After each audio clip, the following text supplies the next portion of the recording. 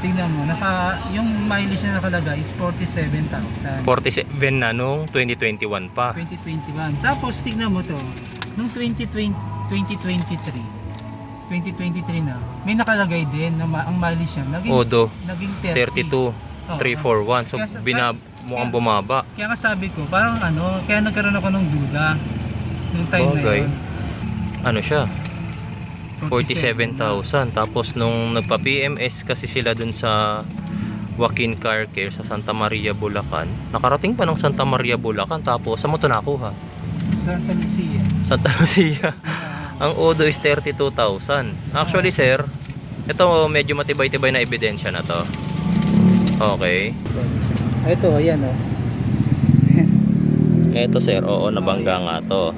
Nabangga kaya nabiyak yung ito, nabaluktot, tapos ito nabiyak tong part na to. Although yung bangga niya sir is minor lang kasi hindi yung front frame na nakikita mo na yon, diretso pa rin naman. Tsaka ito may na-crack siya. Kasi nga sir, nung napuwersa to sir, na maapektuhan yan. Pati ito sir, putol. Kaya nga, putol. Ito rin po sir, putol.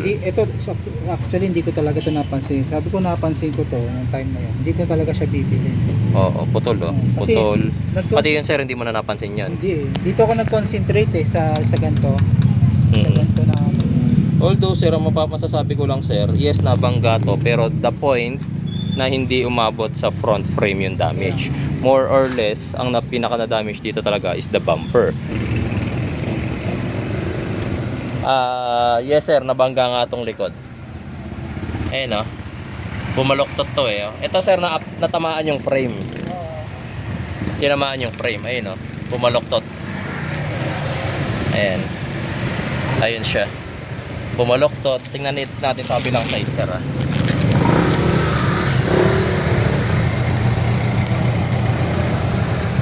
Mukhang minor lang din dito sir, pero bumaloktot pa rin.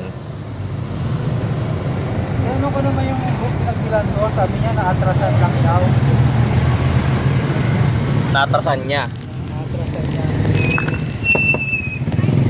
Halata rin kasi na-repaint na sir Ito rin Mga hindi pa nga maayos yung ano sir, nabiyak to. Nabiyak kaya nagkaganyan. Pero ito yung pinaka-sign.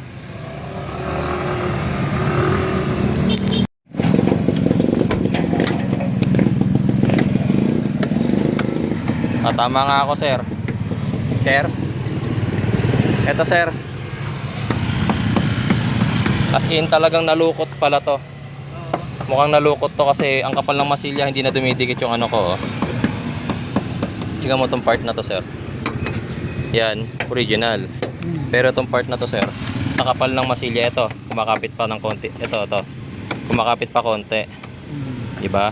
Kumakapit pa konti. Pero dito, ayaw na As in konti, wala nang kapit. Ito may kapit pa. Yan, kapit. Ito wala na.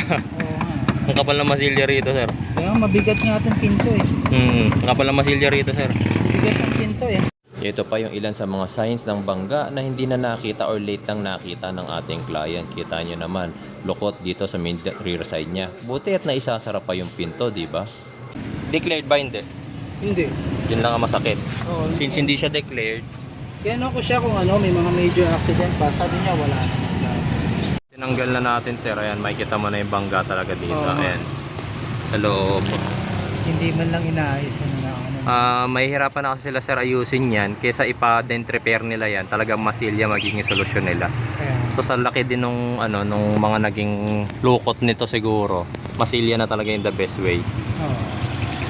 Pero sinubukan pa rin nilang ipukpok kasi may mga tama rito sa loob pumasok to sa loob sir, tapos pinukpok po nila para medyo lumabas, tapos sinabol na lang po nila sa masilya.